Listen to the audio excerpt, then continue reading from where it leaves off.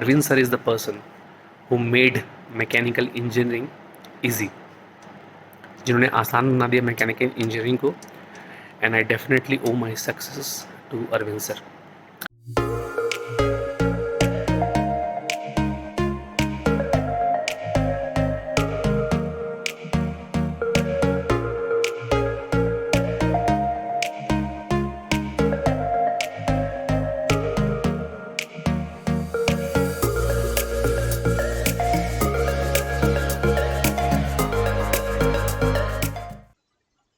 चलिए,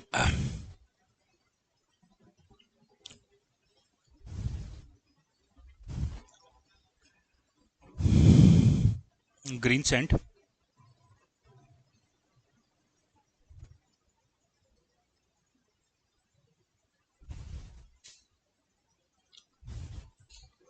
what is green sand? जिससे आप लोग कास्टिंग बनाते हैं, जो बेसिकली रेती जो होती है, करेक्ट है, उसको हम ग्रीन सैंड कहते हैं. ग्रीन इसलिए कहते हैं क्योंकि इसमें मॉइस्चर का कंटेंट होता है. अगर मॉइस्चर को आप इवेपोरेट कर दो तो उसको हम ड्राई सैंड कहेंगे. ग्रीन मतलब उसमें मॉइस्चर का कंटेंट है. अब ग्रीन सैंड की बात करें तो इसमें 70 to 80% सिलिका होती है,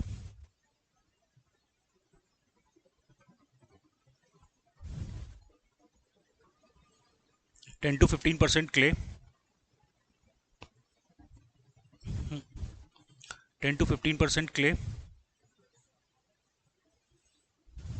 5 to 10% moisture, and 1 to 2% additive. चलिए अब सबका पर्पस समझ लेते हैं. ग्रीन सैंड में 3 चीजें होनी बहुत जरूरी हैं, इसके बिना काम होगा ही नहीं. सिलिका, क्ले और वाटर. ठीक है. अगर सिर्फ सिलिका ही रहेगी तो क्या होगा? अगर सिर्फ सिलिका ही रहेगी तो सिलिका स्टिक नहीं होगी, करेक्ट है. तो आप मोल्ड जो है वो बना पाओगे नहीं. इसलिए सिलिका के साथ आपको क्ले ऐड करना पड़ेगा. ठीक है. आपने सिलिका और क्ले को डाल दिया. अभी क्ले में स्टिकिंग कैपेबिलिटी आई क्या? चिपकाने की कैपेबिलिटी आई क्या? उसको ऐड करने के लिए आपको इसमें वाटर ऐड करना पड़ेगा. तो ये 3 चीजें तो इसेंशियल हैं, इसके बिना आप ग्रीन सैंड बना नहीं सकते. इसके अलावा हम इसमें ऐड करते हैं 1 to 2% एडिटिव्स. अब ये एडिटिव जो है वो ग्रीन सैंड की प्रॉपर्टी को इंप्रूव करने के लिए हम यूज करते हैं. चलिए अब देखते हैं कि क्या क्या प्रॉपर्टीज होती है ग्रीन सैंड की.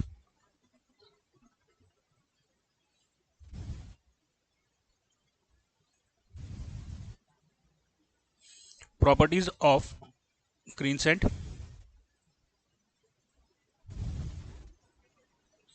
फर्स्ट,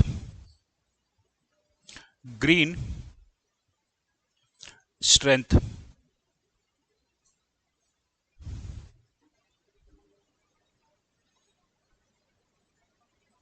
ग्रीन स्ट्रेंथ का मतलब क्या हुआ कि आप देखो, आप मोल्ड ग्रीन सैंड का इस्तेमाल क्यों कर रहे हो? आप मोल्ड बनाने के लिए. ठीक है. मोल्ड क्यों बना रहे हो?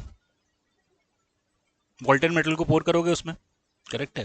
तो ग्रीन स्ट्रेंथ का मतलब ये हुआ कि आपके मोल्ड में सफिशिएंट स्ट्रेंथ होनी चाहिए ताकि वो फ्लो ऑफ मोल्टेन मेटल को सस्टेन करे और वो टूटे ना. करेक्ट है. तो ग्रीन स्ट्रेंथ क्या होनी चाहिए, कम या ज़्यादा? ऑब्वियसली ग्रीन स्ट्रेंथ जो है वो ज़्यादा होनी चाहिए, राइट. दूसरी प्रॉपर्टी जो मेरे को लगती है that is permeability.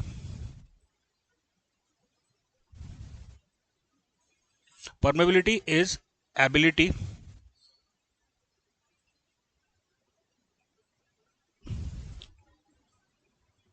of green sand that allows flow of gases and air. अब ये परमेबिलिटी कम होनी चाहिए या ज़्यादा होनी चाहिए?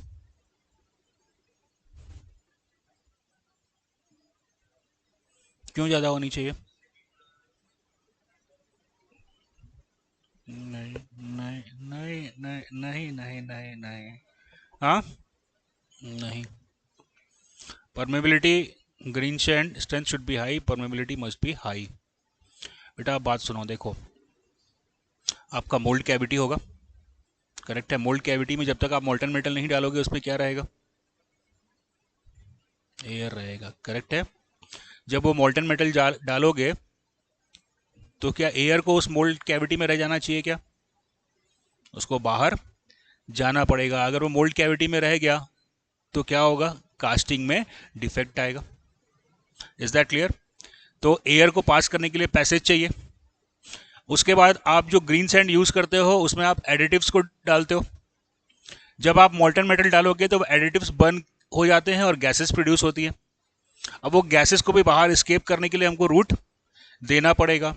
तीसरा, ग्रीन सैंड में पानी है और जब मोल्टन मेटल डालोगे तो क्या होगा? वाटर वेपोराइज होगा, तो उस वेपर को भी बाहर जाने के लिए रास्ता आपको देना पड़ेगा। अदरवाइज क्या होगा? ये सब जाके आपकी कास्टिंग में ही ट्रैप हो जाएगा और ब्लो होल्स उसमें क्रिएट हो जाएंगे, होल्स उसमें आ जाएंगे, राइट। चलिए, तो permeability must be high. Third property is flowability. Flowability is ability of green sand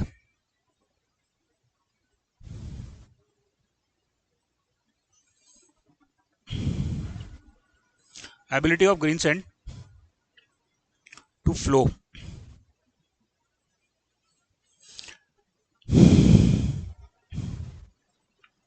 ये कह रहा है फ्लोएबिलिटी का मतलब यह है कि क्या ग्रीन सैंड में फ्लो करने की एबिलिटी है।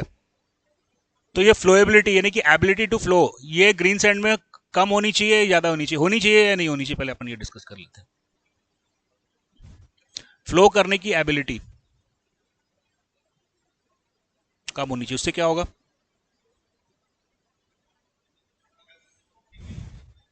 कहाँ डिस्प्लेस हो गया भाई फ्लो होके? कहाँ फ्लो होके डिस्प्लेस हो जाएगा? फ्लोएबिलिटी, हाँ, ग्रीन सैंड में फ्लो करने की एबिलिटी होनी चाहिए।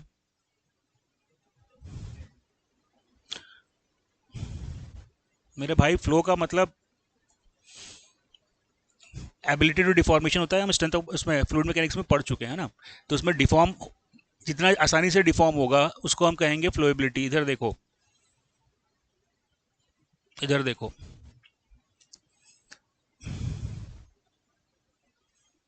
ये आपका मोल्ड बॉक्स आ गया, ठीक है।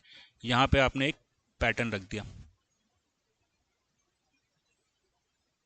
अब क्या करोगे? यहाँ पे आप ग्रीन सैंड डालोगे और रेमिंग करोगे, करेक्ट है।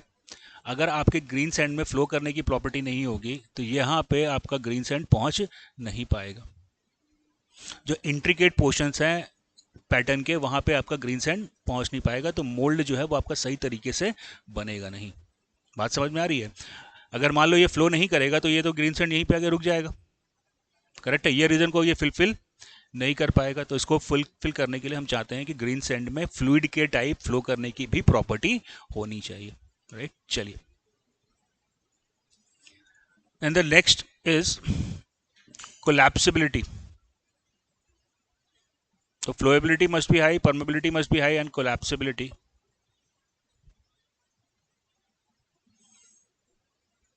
ability of collapse after solidification of casting.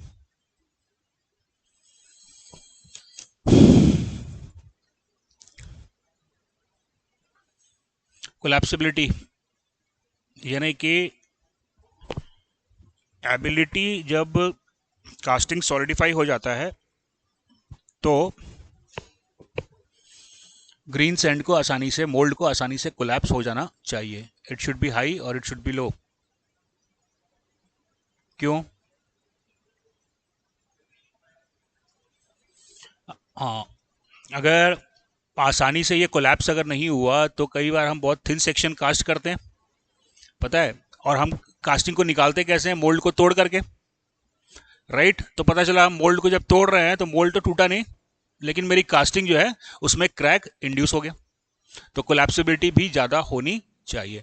हमारा ऑब्जेक्टिव क्या है कि एक बार जब हमारी कास्टिंग सॉलिडिफाई हो जाती है तो फिर हम मोल्ड को तोड़ करके कास्टिंग को बाहर निकाल लेते हैं, तो मोल्ड जो है वो आसानी से टूट भी जाना चाहिए, राइट? चलिए,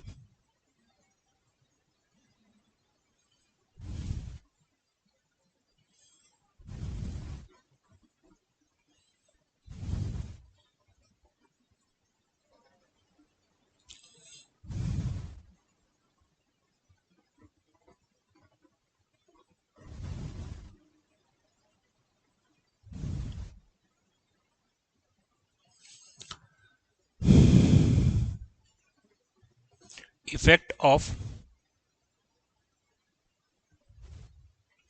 इफेक्ट ऑफ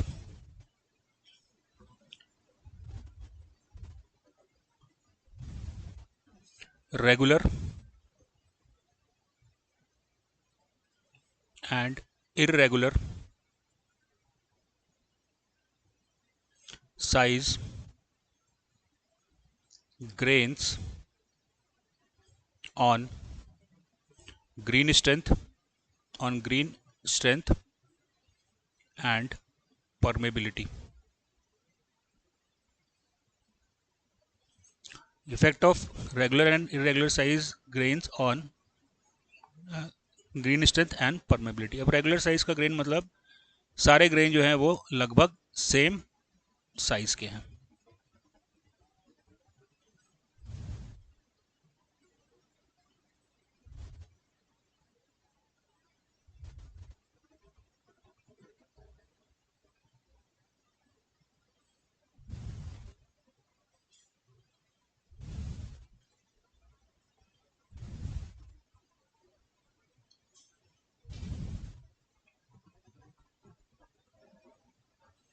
ये हमने अभी यूज किए हैं रेगुलर साइज ग्रेन,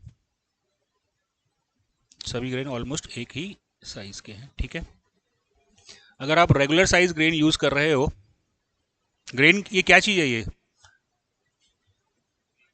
सैंड जो हमने यूज किया है वो अगर रेगुलर साइज का सैंड है तो स्ट्रेंथ पर क्या असर पड़ेगा और परमेबिलिटी पर क्या असर पड़ेगा?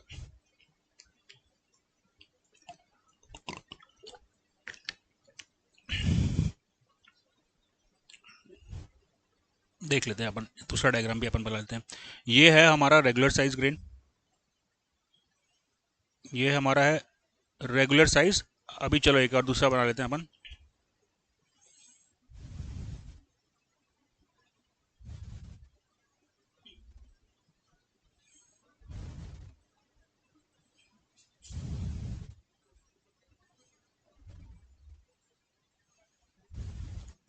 ये हमने देखा रेगुलर साइज ग्रेन,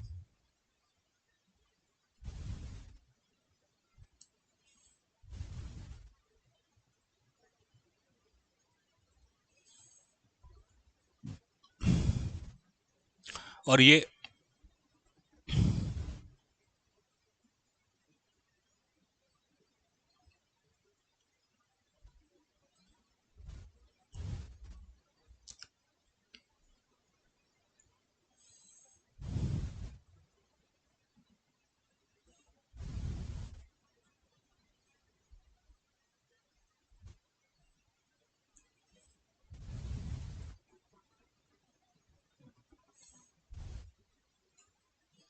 देखो, ये हमारा सारे ग्रेन लगभग एक साइज के थे और यहाँ पे अलग अलग साइज के ग्रेन्स हैं।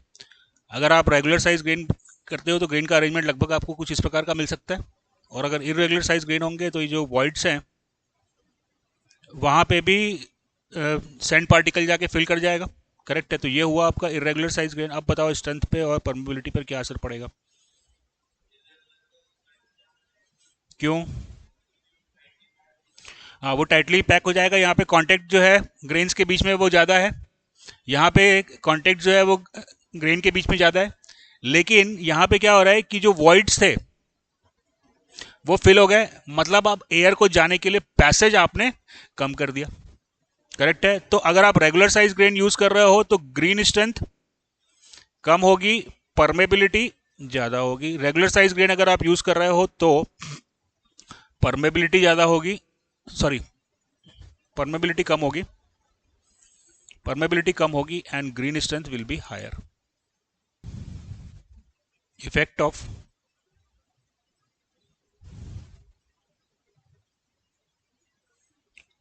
Moisture on green strength and permeability.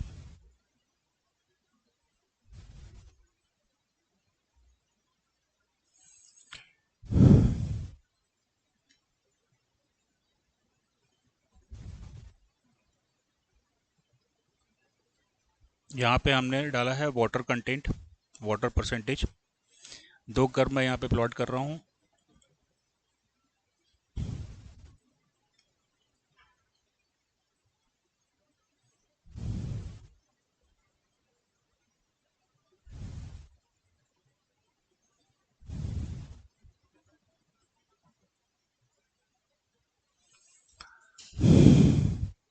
This represents permeability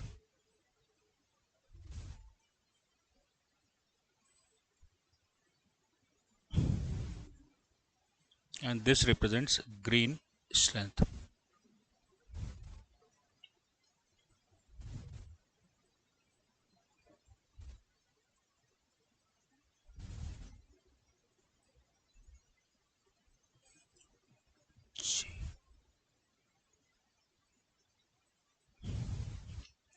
क्या समझ में आ रहा है? मॉइस्चर कंटेंट से ग्रीन स्ट्रेंथ पर क्या असर पड़ रहा है? पहले बढ़ रहा है फिर कम हो रहा है। Can you explain it?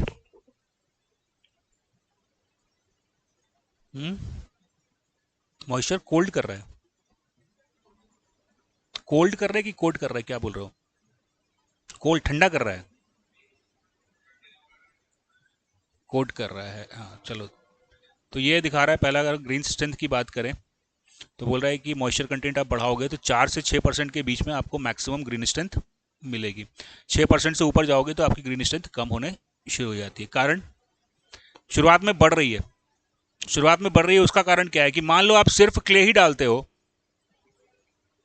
अगर आप सिर्फ क्ले ही डालते हो तो क्ले की कोई स्टिकिंग कैपेबिलिटी है नहीं, तो क्ले सैंड को स्टिक कर सके इसके लिए मेरे को उसमें वाटर ऐड करना पड़ेगा। करेक्ट है, लेकिन बहुत ज़्यादा वाटर अगर आप यूज़ ऐड कर दोगे तो वो अपनी स्टिकिंग कैपेबिलिटी खोने लगेगा। बहुत ज़्यादा पानी मेल्ट कर दोगे क्ले में तो क्या होगा, उसका चिपचिपापन कम हो जाएगा। चिपचिपापन कम हो जाएगा तो फिर ग्रीन स्ट्रेंथ कम होने लगेगी। करेक्ट है। परमेबिलिटी का ग्राफ भी सेम ही जा रहा है, पहले बढ़ रही है फिर घट रही है। रीजन,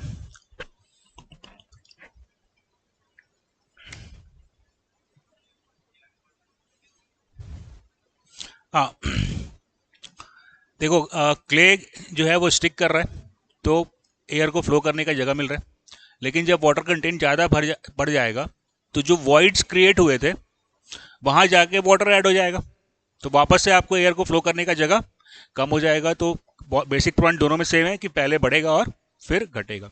ग्रीन स्ट्रेंथ जो है वो 4 से 6 के बीच में मैक्सिमम होती है और परमेबिलिटी 6 से 8 के बीच में।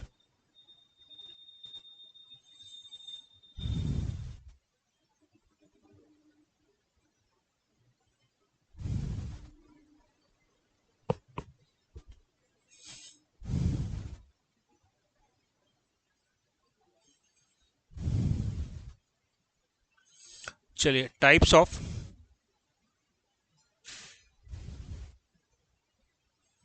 गेटिंग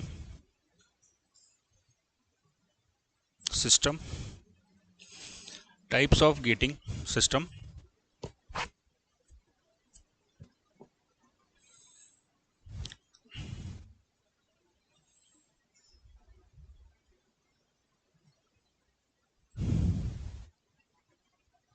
एक बहुत बेसिक सा हम गेटिंग सिस्टम का एग्जांपल ले रहे हैं, आगे हम और चीज़ों को देखेंगे।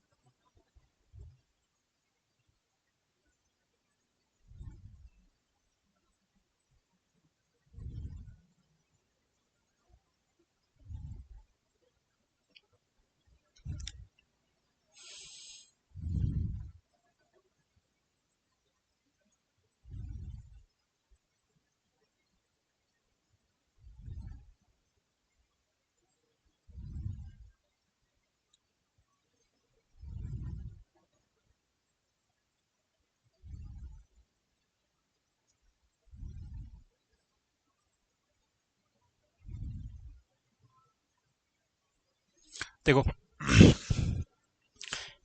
इसको हम कहते हैं बेसिन। बेसिन वो चीज़ है जहाँ पे सबसे पहले आप मोल्टन मेटल को डालते हो, करेक्ट है। This is called basin. Basin के बाद जो पहला बेसिन के बाद जो पहला वर्टिकल पोर्शन होता है उसको हम कहते हैं स्प्रू। वैसे स्प्रू जो है वो स्ट्रेट नहीं होता है, इट इज टेपर, लेकिन यहाँ पे उसको टेपर दिखाने की जरूरत नहीं थी इसलिए मैं सीधा बना दिया है।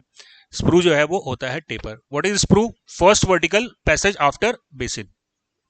हमने बहुत सिंपल डायग्राम लिया है, इसमें रनर भी आता है, इनगेट्स भी आते हैं, लेकिन हम सिंपली एकदम से कि हम समझ सकें कि यहाँ पे हमने मोल्टन मेटल को डाला। अब मोल्टन मेटल स्प्रू के थ्रू होता हुआ कहाँ पहुंचेगा? हाँ, ये है आपका मोल्ड।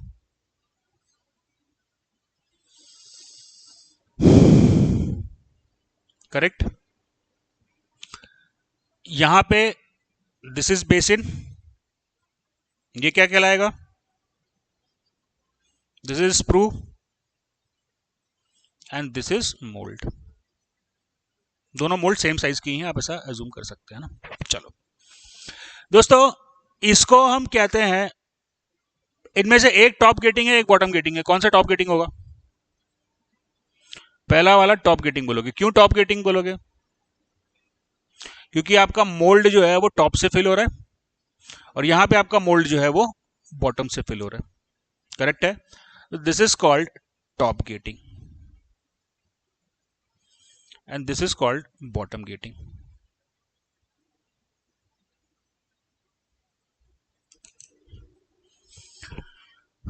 अब दो टाइप के गेटिंग सिस्टम हम यूज कर रहे हैं, तीसरा भी होता है, उसको बोलते हैं पार्टिंग गेट, उसको बाद में देखेंगे। दो टाइप के गेटिंग सिस्टम की हम बात कर रहे हैं, तीसरा भी होता है, उसको देखेंगे अपन बाद में। एक हो गया टॉप गेटिंग और दूसरा हो गया बॉटम गेटिंग। इसका मतलब अगर दो टाइप के गेटिंग सिस्टम हैं और दोनों यूज हो रहे हैं तो इसका मतलब दोनों में कुछ रिलेटिव एडवांटेज और डिसएडवांटेज होगा। आप किसी का कोई एडवांटेज या डिसएडवांटेज बता सकते हो क्या मेरे को?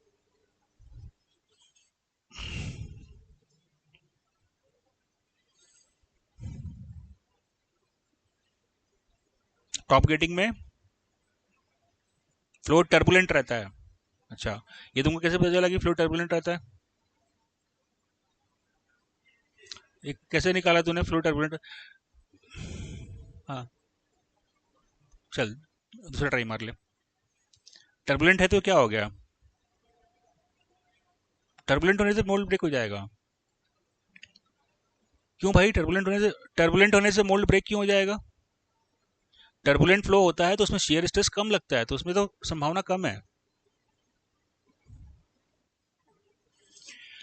देखो, टॉप गेटिंग में जो आपका मोल्टन मेटल है वो विथ सर्टेन वेलोसिटी मोल्ड को हिट करेगा, तो उसकी कुछ काइनेटिक एनर्जी रहेगी। तो टॉप गेटिंग में संभावना है कि because of high kinetic energy आपका मोल्ड जो है वो इरोड हो जाए। मोल्ड इरोड हो जाएगा तो आपका कास्टिंग डिफेक्टिव हो जाएगा। क्लियर? ये आपका नुकसान हुआ टॉप गेटिंग का। तो कुछ फायदा भी होता होगा टॉप गेटिंग में, तभी तो हम यूज करते हैं। क्या फायदा हो सकता है? देखो ये हाइट, जिसको मैं लिख लेता हूं HT, इसमें कौन सा एक्स्ट्रा फोर्स लगाना पड़ेगा भाई? देखो ये यहां से बेसिन से लेके मोल तक की जो हाइट है उसको मैंने लिख लिया यहाँ पे HT, और यहाँ पे भी मैंने लिख लिया HT। दोनों जगह इसको बोलते हैं available manometric head. Available manometric head, HT is known as the available manometric head. Correct है?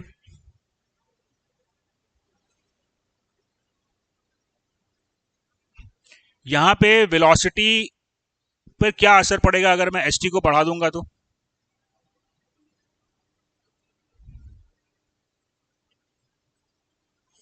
बढ़नी चाहिए कि बढ़ेगी? बताओ यार जल्दी। बढ़ेगी, करेक्ट है। यानी कि HT जितना ज़्यादा होगा वेलोसिटी उतनी ज़्यादा होगी, वेलोसिटी उतनी ज़्यादा होगी, इसका मतलब मोल्ड को फिल करने में टाइम कम लगेगा। करेक्ट है? टॉप गेटिंग और बॉटम गेटिंग दोनों जगह मैंने टोटल मैनोमेट्रिक हेड HT ही लिया है।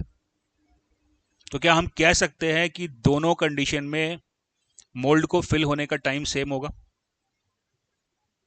क्यों? किसमें क्यों ज्यादा टाइम लगेगा?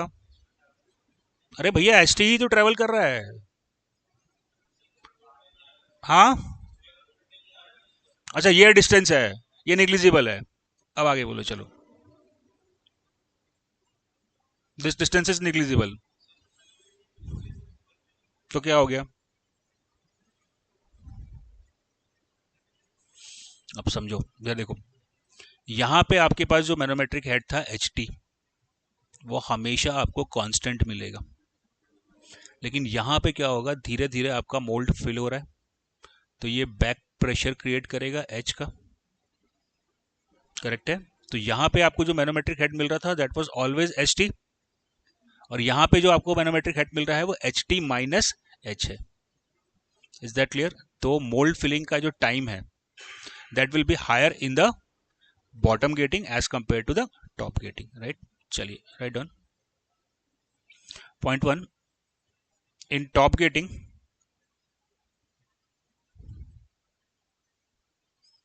mold filling time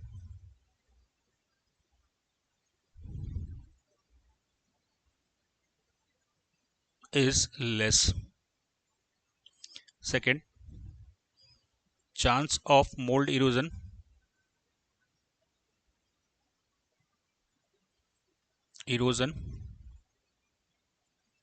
due to the impact of molten metal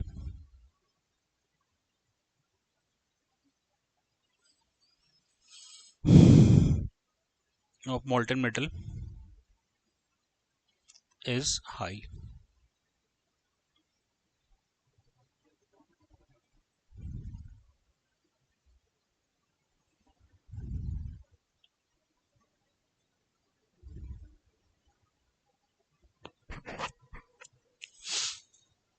चलिए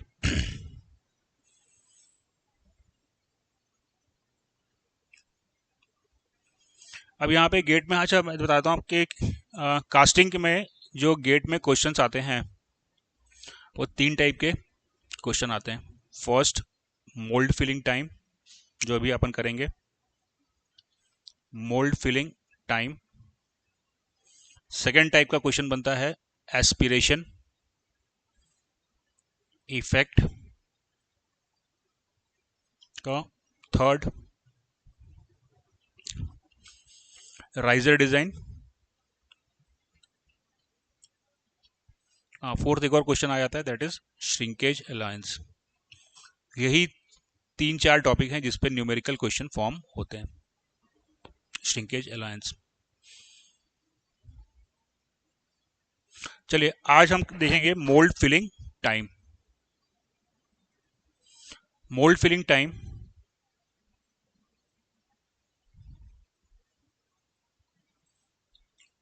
टाइम सबसे पहले मैं टॉप गेट बना लेता हूँ। For top gating for top getting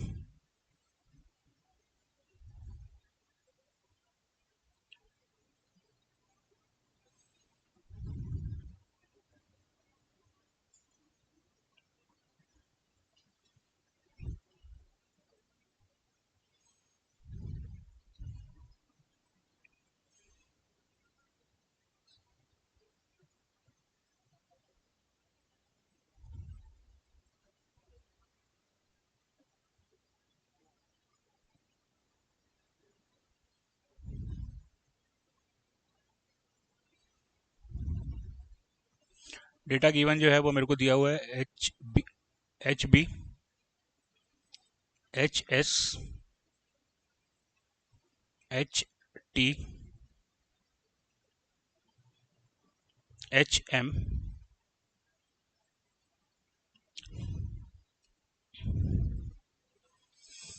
what is H B?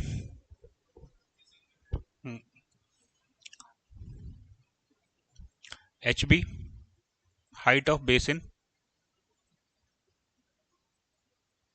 Height of basin. H T sorry H S, H S क्या है? Height of sprue.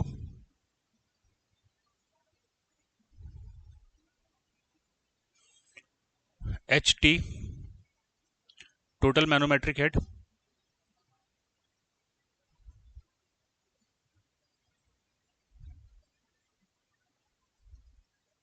That is किसके बराबर होगा total manometric head? H B plus H S. H M height of mould.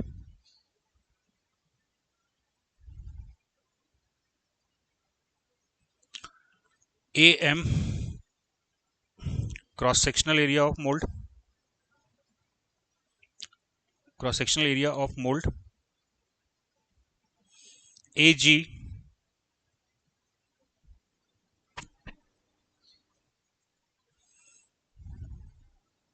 Area of gate.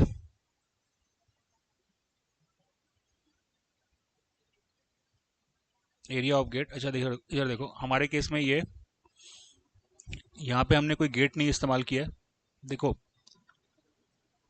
Sprue के बाद जो है वो फ्लूइड जो है वो इन गेट्स में जाता है, और इन गेट्स के बाद क्या होता है कि हाँ, इन गेट के बाद देखो एक हॉरिजॉन्टल पैसेज मिलेगा, उसको हम बोलते हैं इन गेट।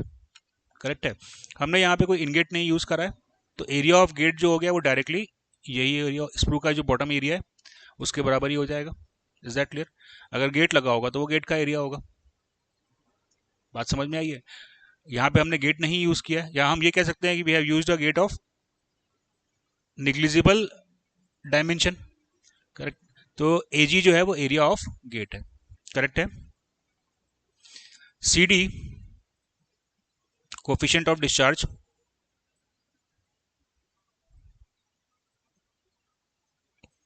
ऑफ डिस्चार्ज अगर नहीं दिया है तो नहीं दिया है तो सी डी को आप 1 ले लेंगे। करेक्ट। चलो निकालो कितना टाइम लगेगा इसमें मोल्ड को फिल होने में। गिवन डेटा आपके पास में है, बहुत सिंपल सा सवाल है।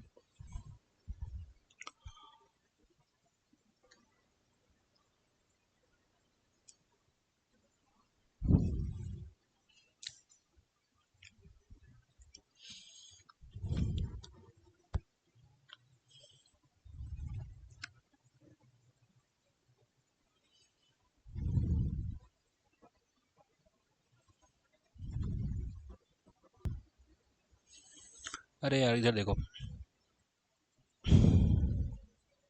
डेटा जो दिया है उसको अपन यूज करते हैं। टॉप फिलिंग है। करेक्ट है। कैसे निकालोगे मोल्ड फिलिंग टाइम? कौन सा डिस्टेंस कौन सा वेलोसिटी मेरे भाई?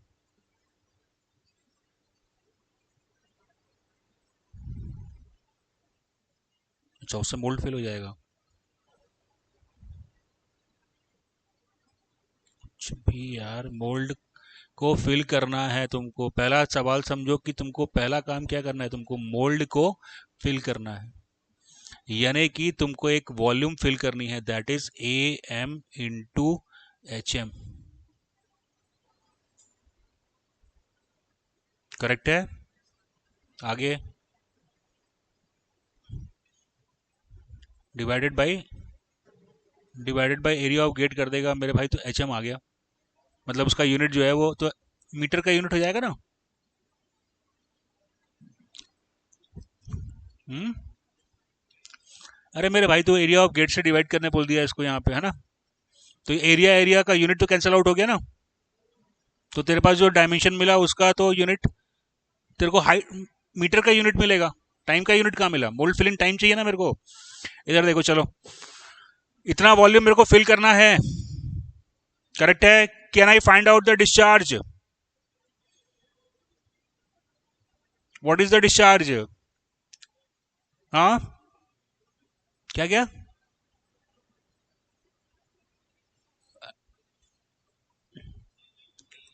सी डी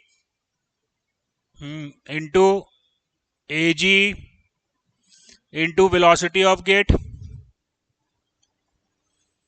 करेक्ट है। तो बन गया ना भैया सवाल। क्या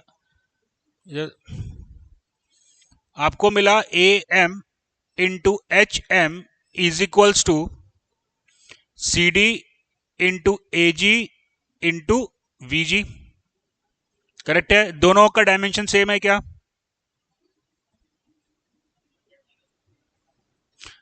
यहाँ पे अपॉन टी करना पड़ेगा। अपॉन टी नहीं, यहाँ पे मल्टीप्लाई टी करना पड़ेगा।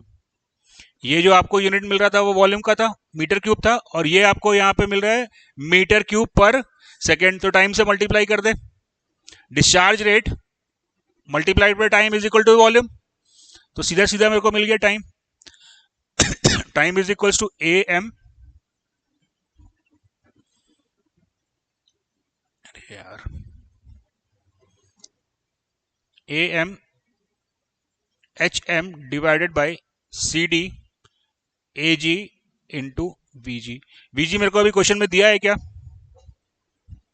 वी जी मेरे को क्वेश्चन में दिया है क्या? Can I find it out?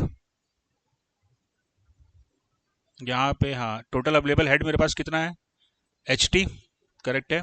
तो वी जी मेरे को मालूम चल गया, under root two G H T. So I got the mould filling time for top gating, that is A M H M divided by C D A G under root two G H T. Correct. चलो, यहां पे हमने क्या relation use किया है? Volume is equal to discharge into time, directly मेरे को मिल गया। अब जरा बॉटम गेटिंग में देखते हैं।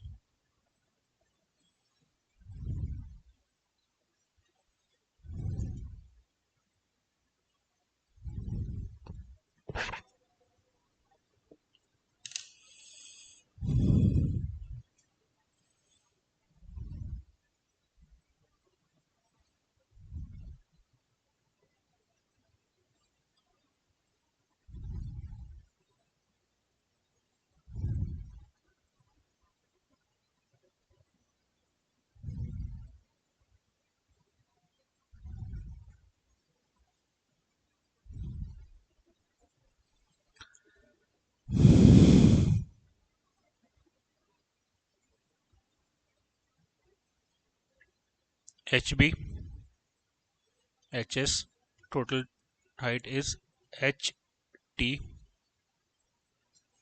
this height is H M.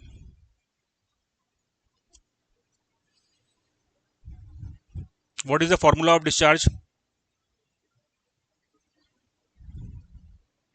A G into V G, हाँ सी डी तो ठीक है, लगा देंगे। A G into V G into C D. Correct है। Area of gate is given to you. What is V ji?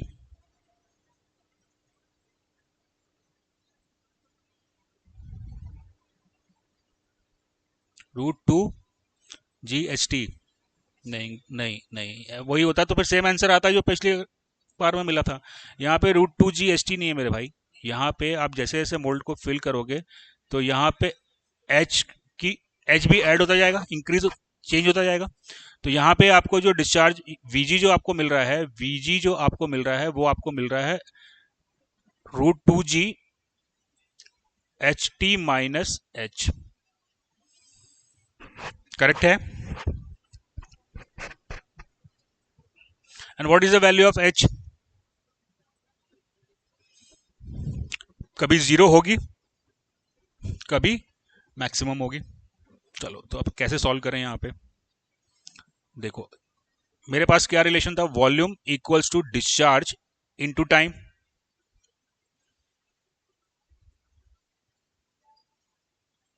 Right. लेकिन दोस्तों यहां पे जो डिस्चार्ज है वो टाइम के साथ में चेंज हो रहा है। करेक्ट है। तो मेरे को क्या करना पड़ेगा, फॉर स्मॉल टाइम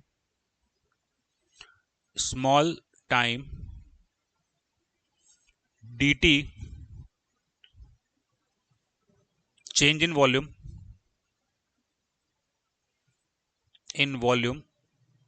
dv। तो अब मेरे पास में क्या रिलेशन आ गया, dv इज इक्वल्स टू क्या होगा, q into dt। What is dv? What is volume? a into h। a is constant, तो dv क्या हो जाएगा, a dh। Volume is equal to a into h। a is the area of the mould जो हमारे case में constant है। तो volume हो गया, सॉरी dv हो गया a इंटू dh। तो क्या मिला मेरे को, area of mould into dh is equals to q। And what is q? cd into ag into velocity, and velocity is under root 2g ht minus h into dt। Clear? So what is the value of dt? cd ag under root 2g ht minus h divided bye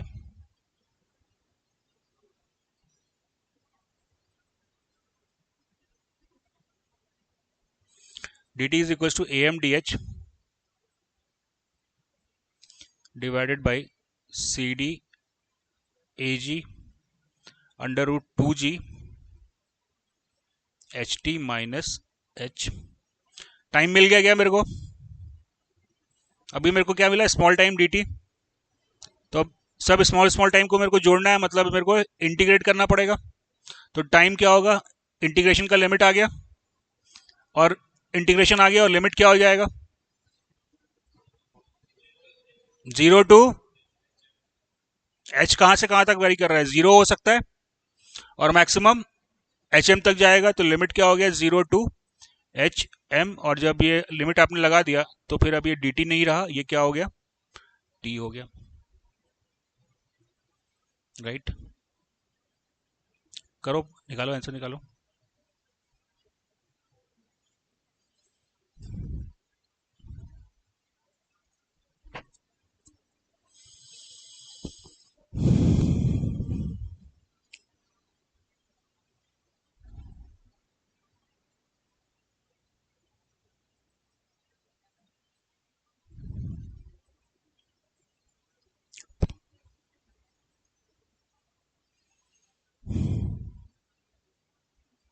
दोस्तों that will be the time required in the bottom getting.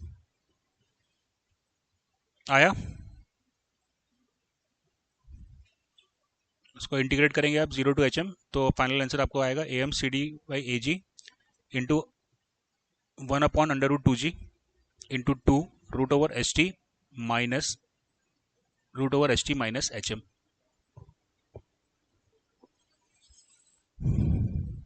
M I clear? Note कर लिया इसको? Note कर लिया इसको? देखिए कर लो पड़ा।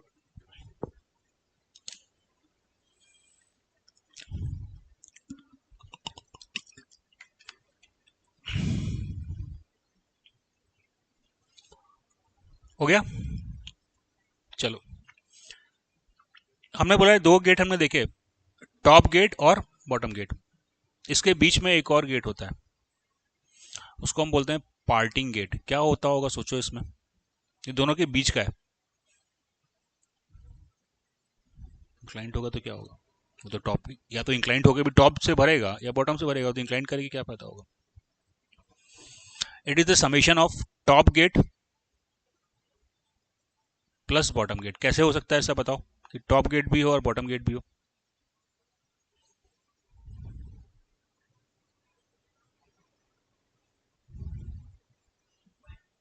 एक ही पाइप है।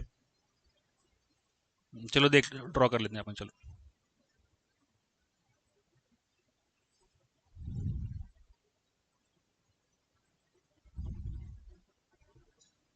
क्या बोल रहा हो अभिषेक? करेक्ट है।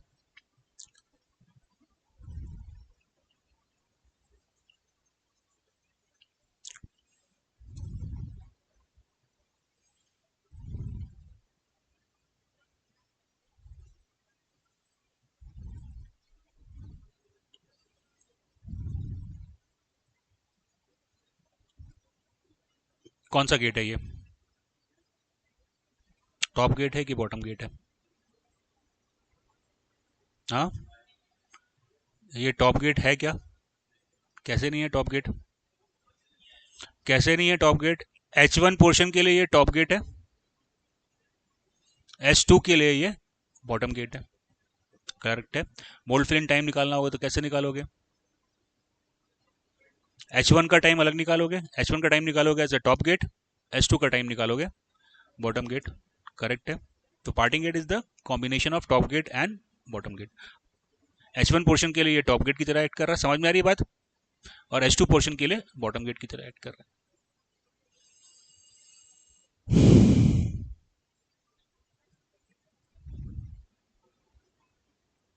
नोट हो गया? चलो मैं बोल देता हूँ। A mold has down sprue whose length is 20 centimeter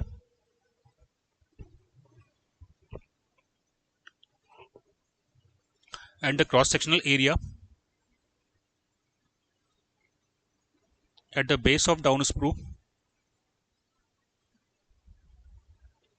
is 1 centimeter square. At the base of down sprue is 1 centimeter square. The down sprue feeds the horizontal runner, feeds into the horizontal runner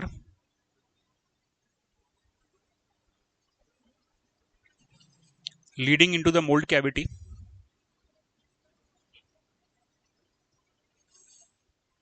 of volume 1000 centimeter cube. Determine time required to fill the mold cavity. Time required to fill the mold cavity.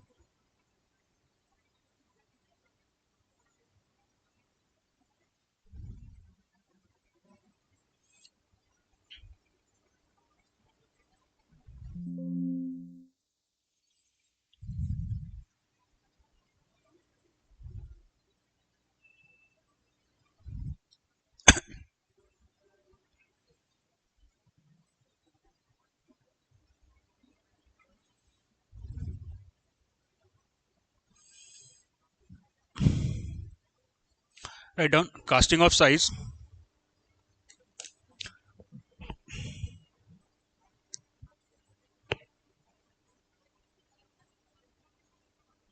100 centimeter into 100 centimeter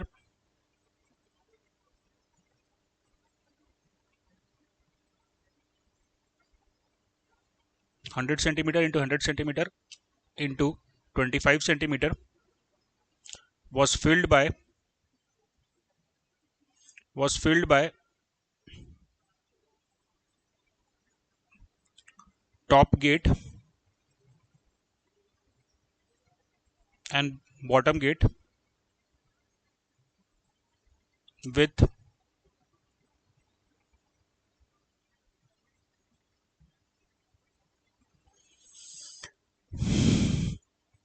manometric height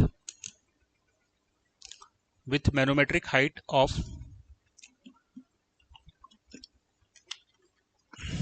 25 centimeter.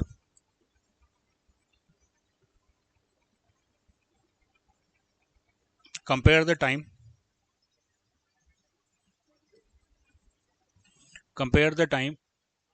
to fill the mold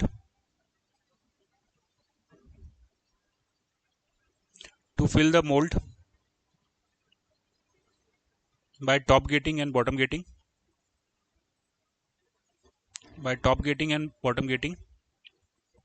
Area of gate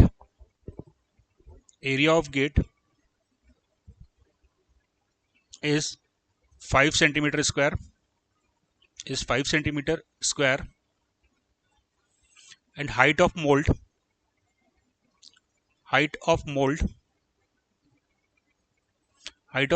25 centimeter. Height of mold 25 centimeter.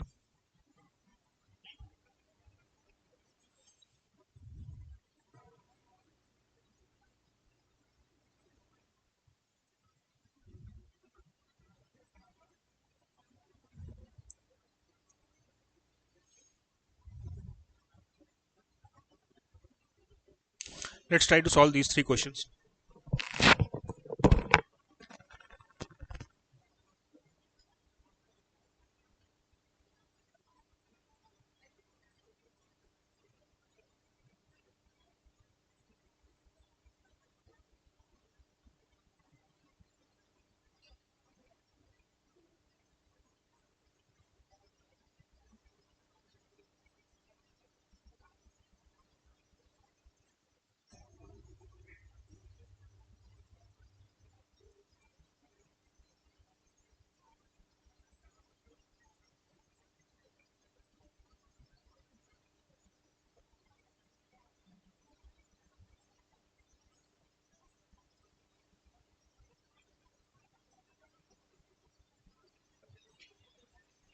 HM का क्या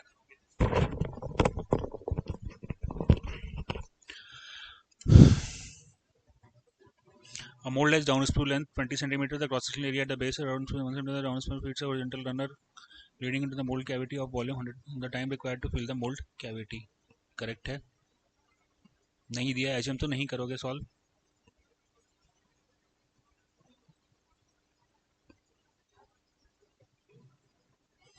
HM की जरूरत मेरे को सिर्फ तब पड़ती है when it is bottom gating.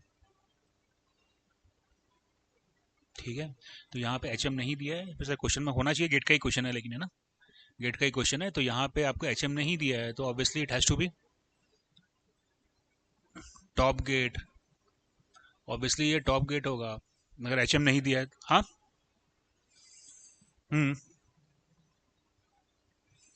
तो क्या दिक्कत है?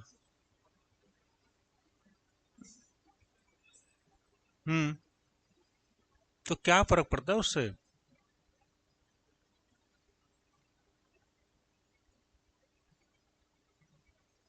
अरे यार, टॉप है और बॉटम है. बॉटम से क्या, बॉटम से तुम्हारी वेलोसिटी में कोई चेंज थोड़ी ना आ रहा है.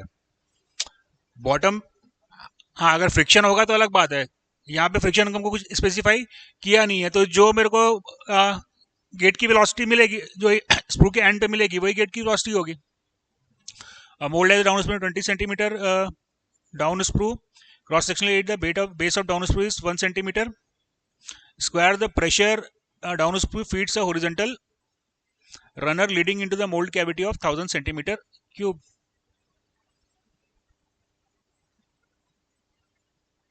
ठीक है, डाउन स्प्रू से कहा जा रहा है माल? रनर में जा रहा है. तो जितना डिस्चार्ज डाउन स्प्रू देगा उतना ही डिस्चार्ज तो रनर भी कैरी करेगा ना। Yes no. तो सिंपल सा सवाल है, क्या है आंसर इसका? निकल गया, निकालो क्या है।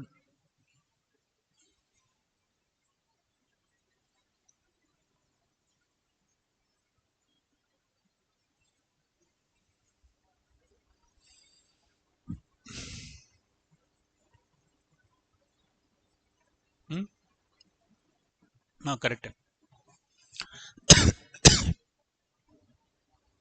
5.05 सेकेंड।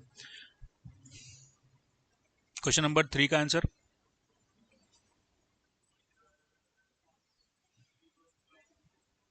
ऑप्शन बोलो ना, ABCD। थर्ड क्वेश्चन नंबर 3 का, हाँ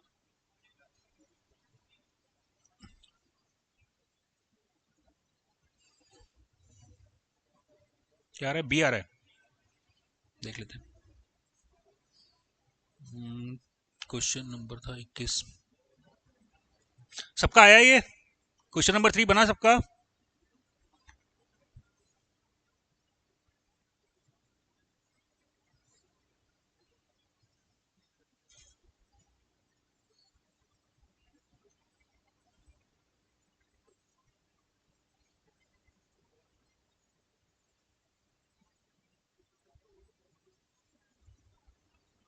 ट्वेंटी वन का बी आ रहा है, करेक्ट है।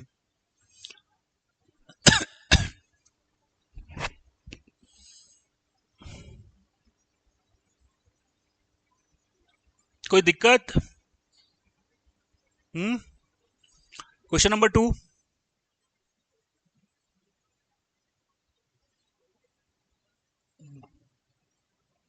देखो चलो पहले अपन क्वेश्चन नंबर 3 एक बार फटाफट देख लेते हैं।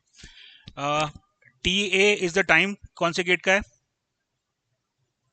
टॉप गेट का टाइम TA है, बॉटम गेट का टाइम TB है, करेक्ट है।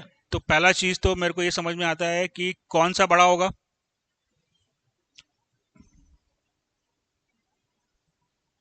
Which time will be greater? हाँ तो TB जो है बॉटम गेट का टाइम है ना, is greater than TA, correct है। तो ऑप्शन नंबर C तो ऐसी गलत हो गया, करेक्ट है। ऑप्शन नंबर D सही हो सकता है। तो A, B और D में से होगा। चलो कैलकुलेट कर लेते हैं क्या आ रहा है आंसर।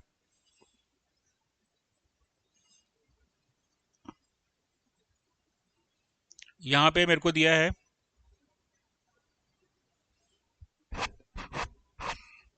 टॉप गेट में मोल्ड फिलिंग टाइम क्या होता है? TA, volume of the mould divided by, या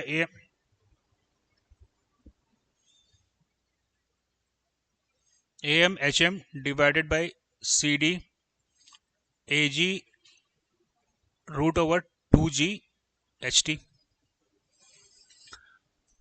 करेक्ट है। बॉटम गेट में मोल्ड फिलिंग टाइम क्या होता है?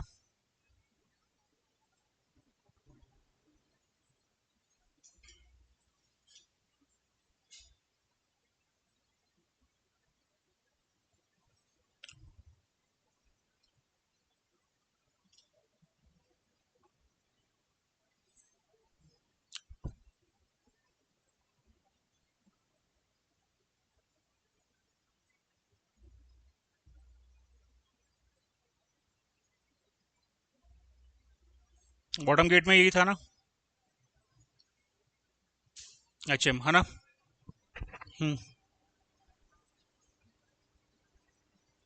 इंटू 2 भी तो था ना ऊपर।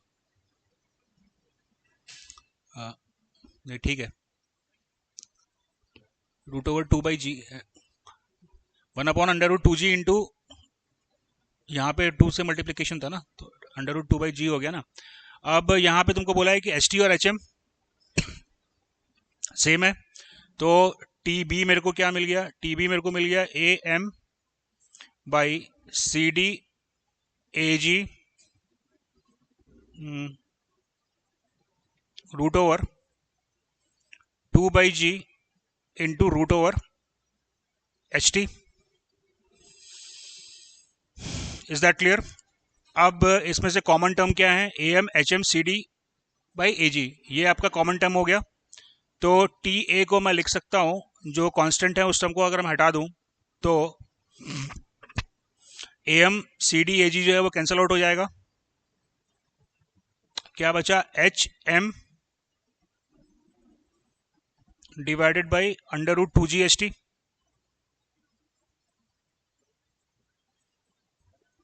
Into a constant C. Correct है। यहाँ पे मेरे को क्या मिला,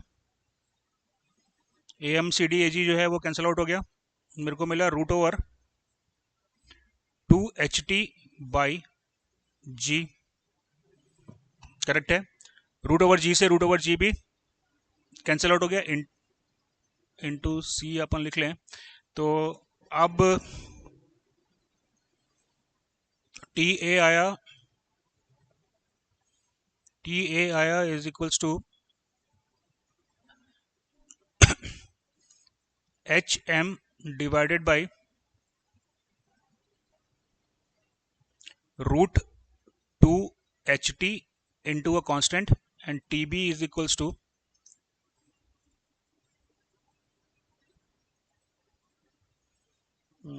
रूट ओवर 2HT